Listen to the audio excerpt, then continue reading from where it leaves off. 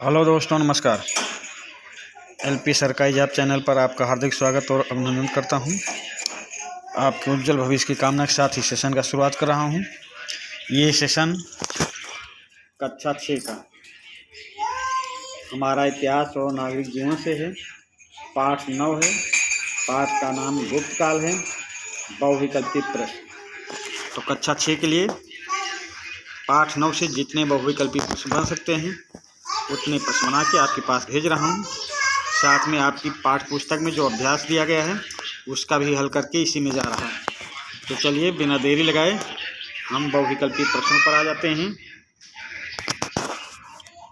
प्रश्न नंबर 1, दिल्ली में स्थित मेहरौली स्तंभ में किस शासक की विजयों का वर्णन है?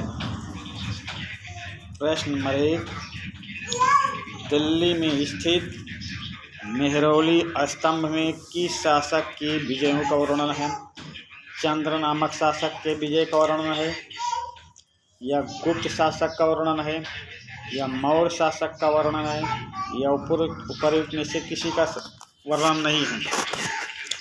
प्रश्न नंबर 1, दिल्ली में स्थित मेहरौली स्तंभ में किस शासक के विजयों का वर्णन है? चंद्र नामक शासक, गुप्त नामक शासक, मौर्य शासक, उपर्युक्त में से किसी का नहीं। तो प्रश्न नंबर 1 का सही उत्तर होगा ऑप्शन ए, दिल्ली में स्थित मेहरौली स्तंभ में चंद्र नामक शासक का वर्णन है। प्रश्न नंबर 1 का ऑप्शन ए सही उत्तर होगा। प्रश्न नंबर 2, चंद्र नामक शासक की पहचान इतिहासकार किस गुप्त शासक से करते हैं? चंद्र नामक शासक की पहचान इतिहासकार किस गुप्त शासक से करते हैं?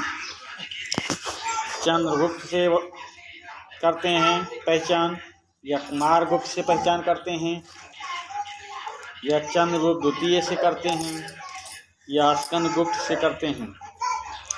प्रश्न नंबर 2, चंद्र नामक शासक की पहचान इतिहासकार किस गुप्त शासक से करते हैं?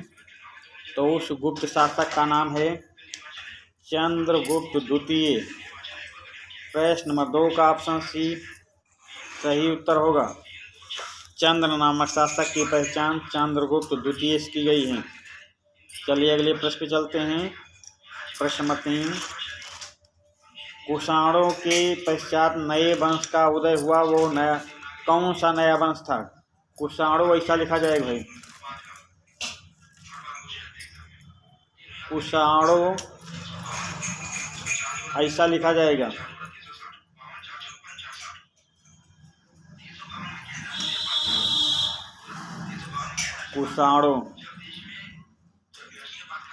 कुषाणों के पश्चात एक नए वंश का उदय हुआ, वह नया वंश कौन था?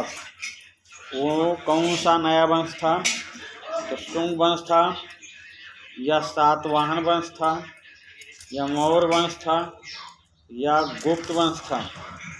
कुषाणों के पश्चात एक नए वंश का उदय हुआ, वह कौन सा नया वंश था? तो वो नया वंश है गुप्त वंश, जिसकी स्थापना श्री गुप्त ने की थी। प्रश्न नंबर 3 का ऑप्शन डी सही उत्तर होगा। प्रश्न नंबर 4, भारत में गुप्त साम्राज्य की स्थापना कब हुई? भारत में गुप्त साम्राज्य की स्थापना कब हुई?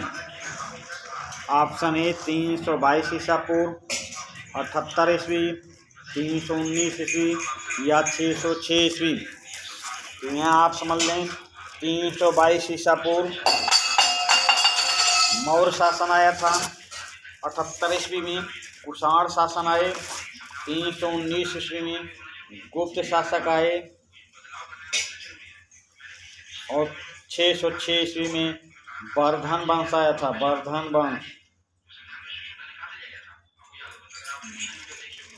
समझिए, तो भारत में गुप्त साम्राज्य की स्थापना कब हुई है? तो भारत में गुप्त साम्राज्य की स्थापना 319 ईस्वी में। ऑप्शन सी सही उत्तर होगा। प्रश्न नंबर 4 का ऑप्शन सी सही उत्तर होगा। प्रश्न नंबर 5, भारत का स्वर्ण काल किस काल को कहा जाता है? भारत का स्वर्ण काल किस काल को कहा जाता है? कुषाण काल को, मौर्य काल को, सातवाहन काल को या गुप्त काल को? प्रश्न नंबर 5, भारत का स्वर्ण काल किस काल को कहा जाता है? कुषाण काल को, मौर्य काल को, सातवाहन काल को या गुप्त काल को? तो भारत का स्वर्ण काल कहा जाता है गुप्त काल को। प्रश्न नंबर 5 का ऑप्शन डी सही उत्तर होगा। चलिए अगले प्रश्न पे चलते हैं। प्रश्न नंबर 6, गुप्त वंशावली में चंद्रगुप्त प्रथम के पहले कौन शासक था? गुप्त वंशावली में चंद्रगुप्त प्रथम के पहले कौन शासक था? प्रश्न नंबर 6, गुप्त वंशावली में चंद्रगुप्त प्रथम के पहले कौन शासक था? श्रीगुप्त थे या घटोत्कच थे या उपर्युक्त दोनों थे या कोई नहीं? तो गुप्त वंशावली में चंद्रगुप्त प्रथम के पहले कौन शासक था? श्रीगुप्त थे या घटोत्कच थे या उपर्युक्त दोनों थे या कोई नहीं थे? तो गुप्त वंशावली के अनुसार चंद्रगुप्त प्रथम के पहले श्रीगुप्त भी शासक था, घटोत्कच भी शासक था, यानी कि ऑप्शन सी सही होगा, उपर्युक्त दोनों। प्रश्न नंबर 6 का ऑप्शन सी सही उत्तर होगा। अगले प्रश्न पे चलते हैं। प्रश्न नंबर 7, गुप्त वंश का प्रथम शक्तिशाली शासक कौन था जिसने महाराजाधिराज की उपाधि धारण की? गुप्त वंश का प्रथम शक्तिशाली शासक कौन था जिसने महाराजाधिराज की उपाधि धारण की?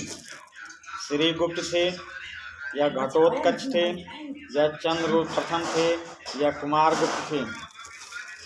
प्रश्न नंबर 7, गुप्त वंश का प्रथम शक्तिशाली शासक कौन था जिसने महाराजाधिराज की उपाधि धारण की? तो उस शासक का नाम क्या है भाई? चंद्रगुप्त प्रथम। चंद्रगुप्त प्रथम शासक थे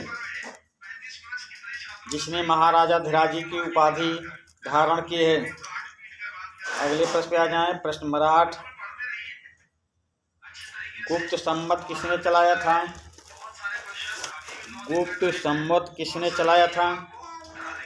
कुमारगुप्त ने चलाया था गुप्त संवत, या स्कंदगुप्त ने चलाया था, या चंद्रगुप्त प्रथम ने चलाया था, या चंद्रगुप्त द्वितीय ने चलाया था? प्रश्न नंबर 8, गुप्त संवत किसने चलाया था? समुद्रगुप्त ने, स्कंदगुप्त ने, चंद्रगुप्त प्रथम ने या चंद्रगुप्त द्वितीय ने?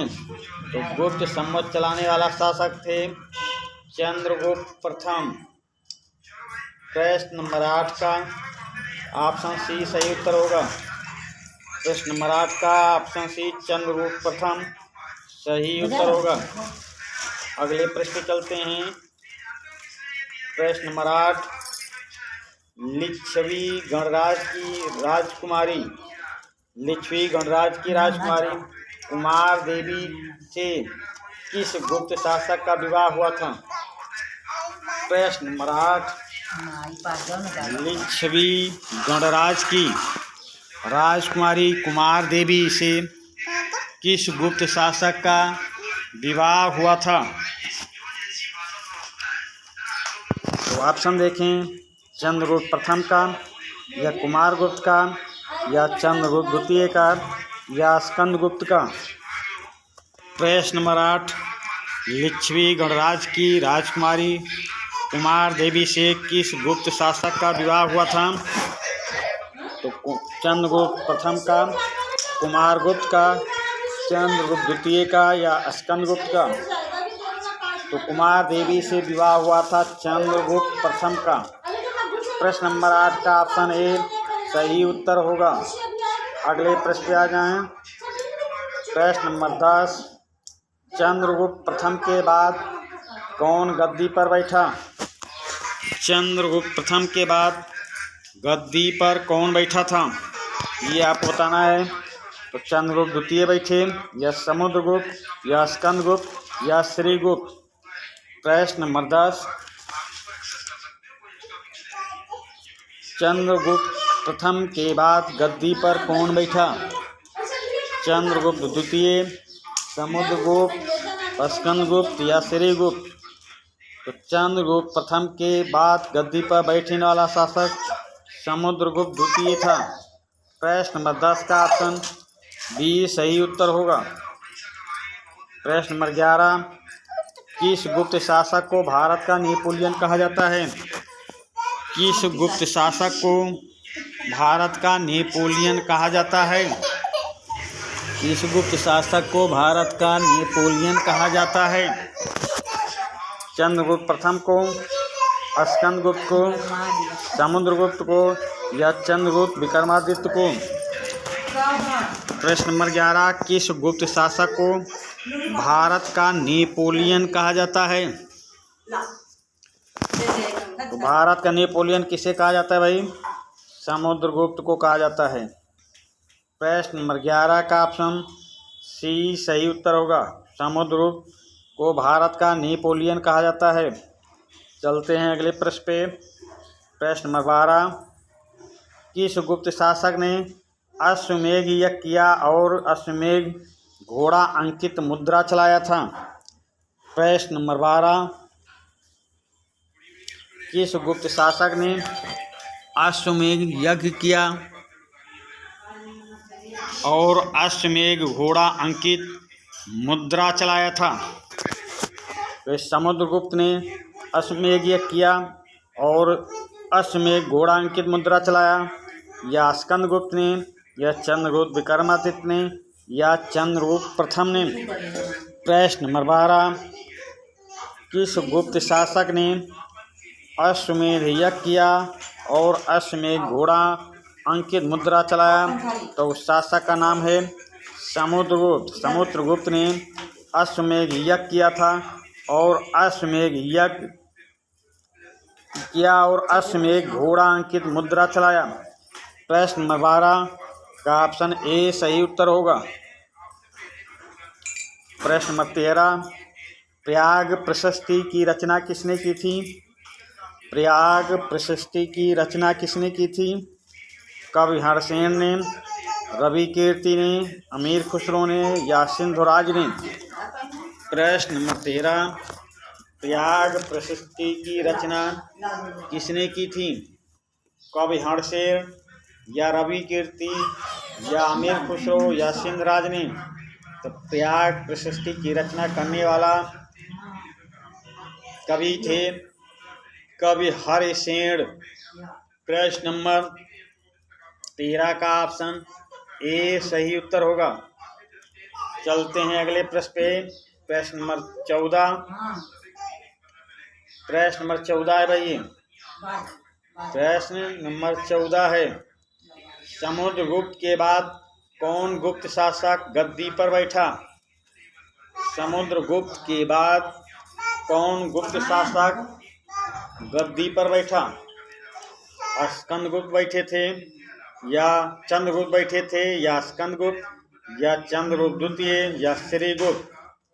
प्रश्न नंबर 14, समुद्रगुप्त के बाद कौन गुप्त शासक राज गद्दी पर बैठा? चंद्रगुप्त प्रथम, स्कंदगुप्त, चंद्रगुप्त द्वितीय, श्रीगुप्त। तो समुद्रगुप्त के बाद गद्दी पर बैठने वाला शासक था चंद्रगुप्त द्वितीय। प्रश्न नंबर 14 का ऑप्शन सी सही उत्तर होगा। प्रश्न नंबर 14 का ऑप्शन सी सही उत्तर। अगले प्रश्न पे आ जाएं। प्रश्न नंबर 15, किस गुप्त शासक ने शक विजय के उपलक्ष्य में चांदी का सिक्का चलाया और विक्रमादित्य की उपाधि धारण की? किस गुप्त शासक ने शक विजय के उपलक्ष्य में चांदी का सिक्का चलाया और विक्रमादित्य की उपाधि धारण की। तो ये समुद्रगुप्त ने ऐसा किया, या स्कंदगुप्त ने, या चंद्रगुप्त द्वितीय ने, या घटोत्कच ने।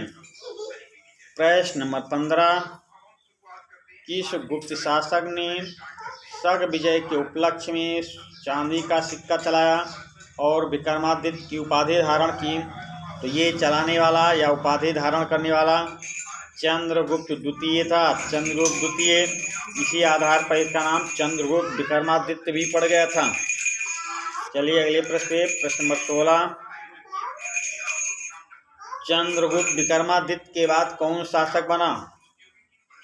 चंद्रगुप्त विक्रमादित्य के बाद कौन शासक बना? कुमारगुप्त बने, स्कंदगुप्त बने, चंद्रगुप्त बने, या श्रीगुप्त बने? प्रश्न नंबर 16, चंद्रगुप्त विक्रमादित्य के बाद कौन शासक बना? तो चंद्रगुप्त विक्रमादित्य के बाद शासक बनने वाले थे कुमारगुप्त। प्रश्न नंबर 16 का ऑप्शन ए सही उत्तर होगा। प्रश्न नंबर 17, किस गुप्त शासक ने हूणों को पराजित किया?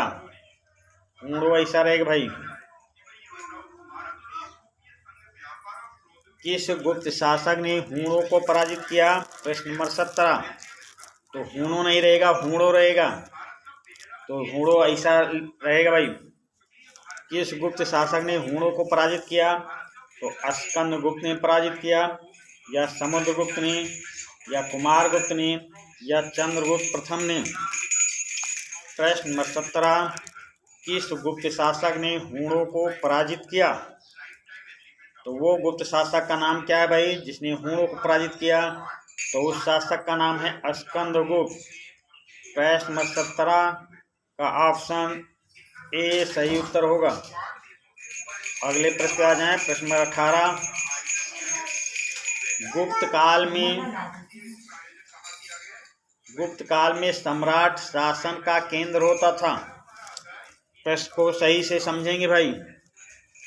गुप्त काल में सम्राट शासन का केंद्र होता था। राजा की सहायता के लिए मंत्रिपरिषद होती थी, इसे क्या कहा जाता था? प्रश्न नंबर 18, गुप्त काल में सम्राट शासन का केंद्र होता था। प्रश्न नंबर 18, गुप्त काल में सम्राट शासन का केंद्र होता था।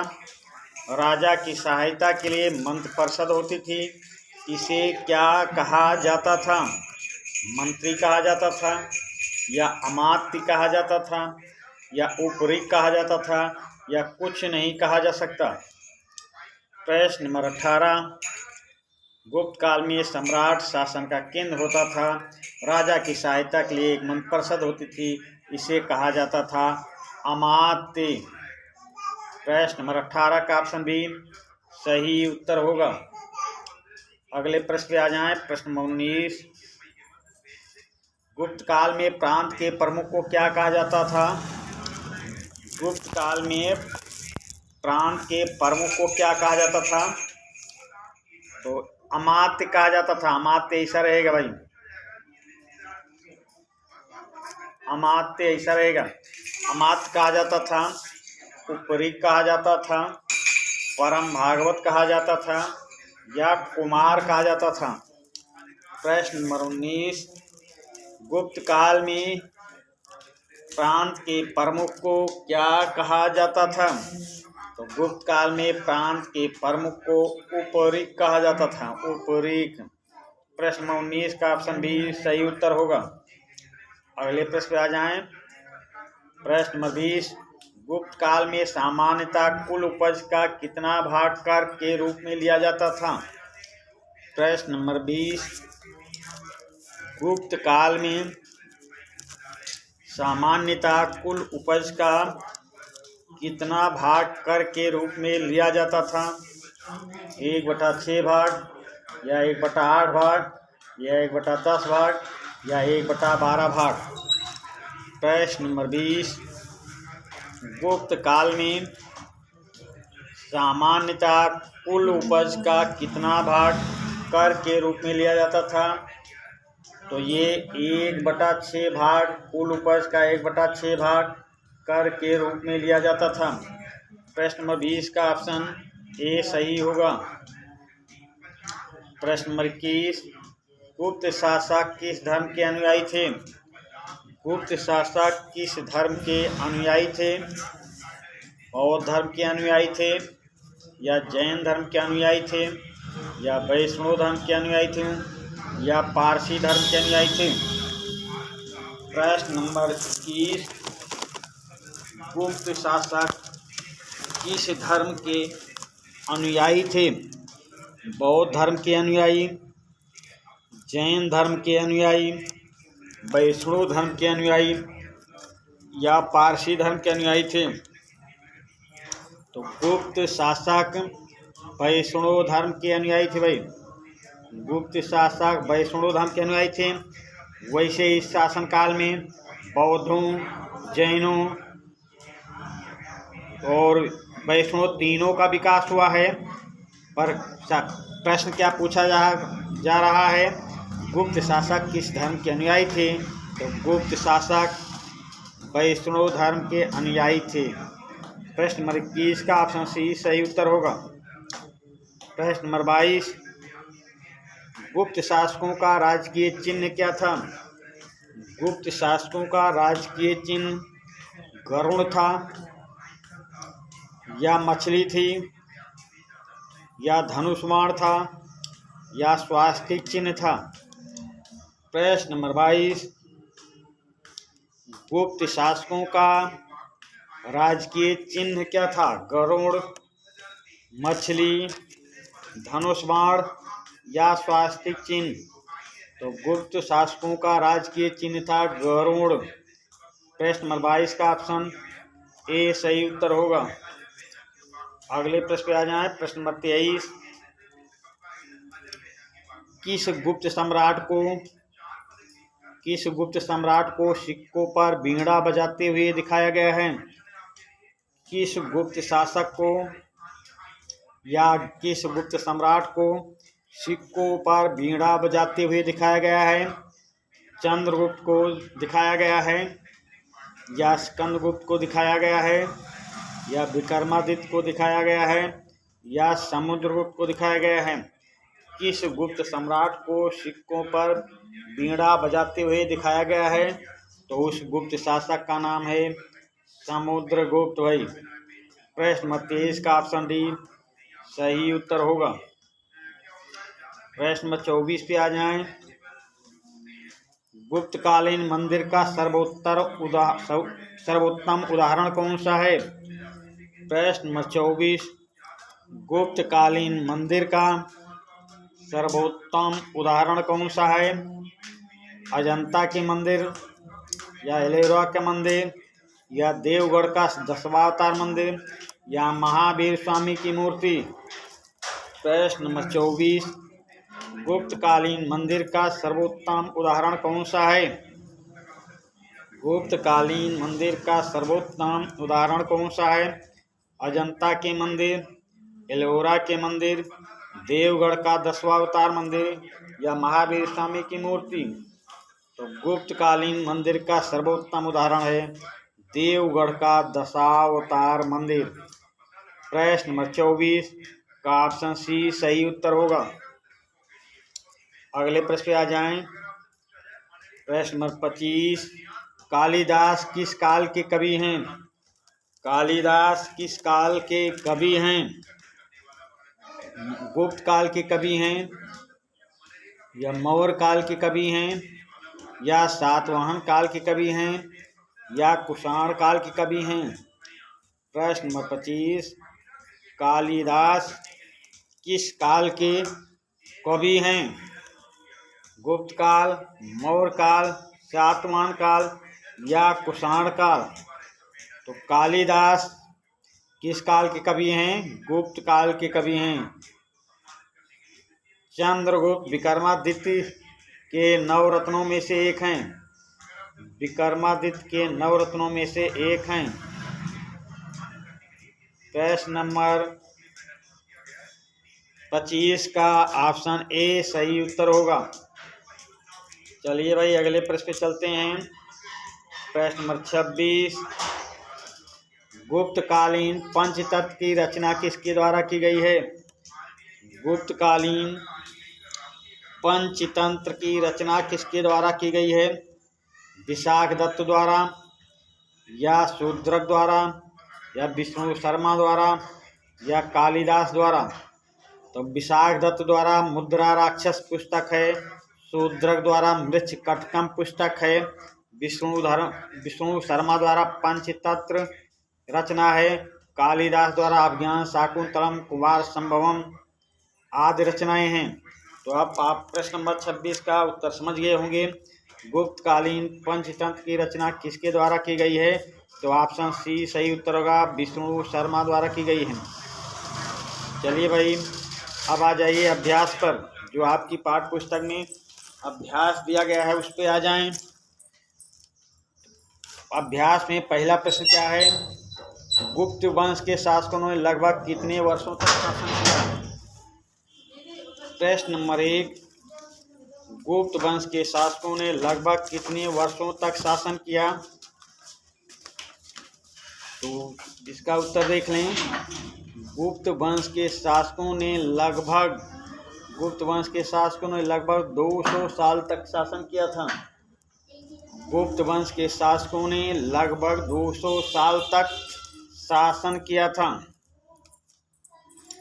प्रश्न नंबर 2 पे आ जाएं। समुद्रगुप्त के विजय अभियान को किसने लिखा है? समुद्रगुप्त के विजय अभियान को किसने लिखा है?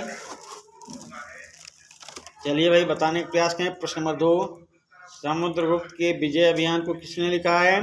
तो समुद्रगुप्त के विजय अभियान को हरिसेन ने लिखा है। हरिसेन ऐसा होगा भाई,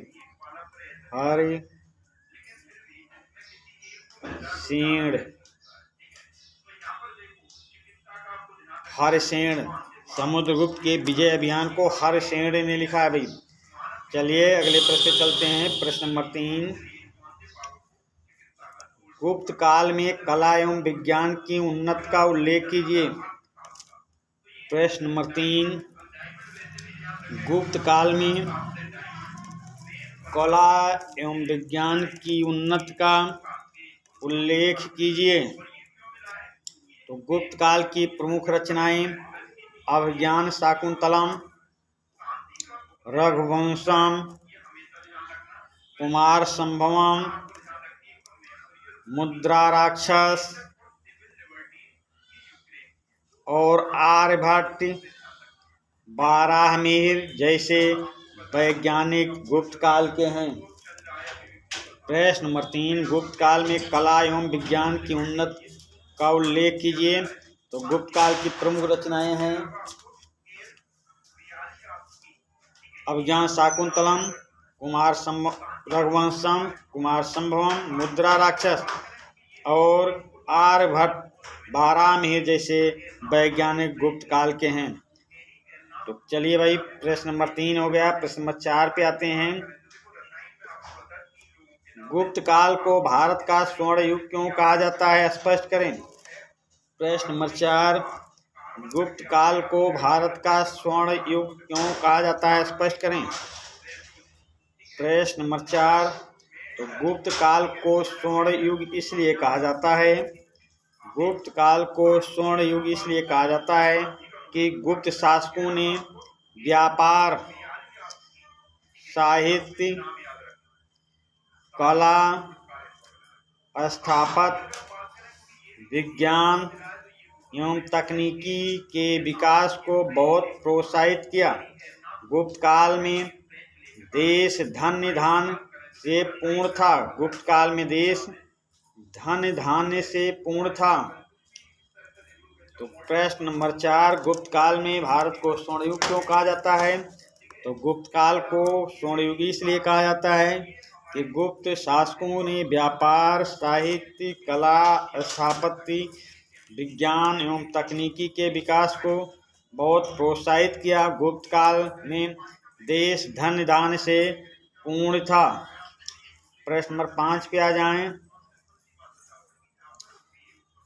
फाहियान कौन था? उसने तत्कालीन भारत के विषय में क्या लिखा? प्रश्न नंबर 5, फाहियान कौन था?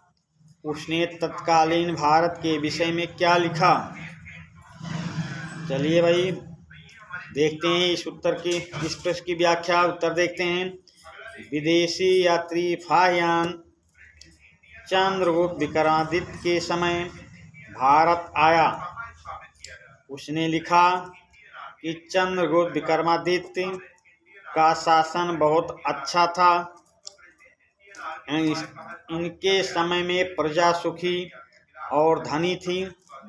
लोग स्वतंत्रता पूर्वक व्यवसाय करते थे। धर्मशाला में भोजन करने की समुचित व्यवस्था, समुचित है भाई या उचित व्यवस्था थी, समुचित व्यवस्था थी, समुचित व्यवस्था थी। राज्य में चोरी का नाम नहीं सुना जाता था। देश में शांति थी।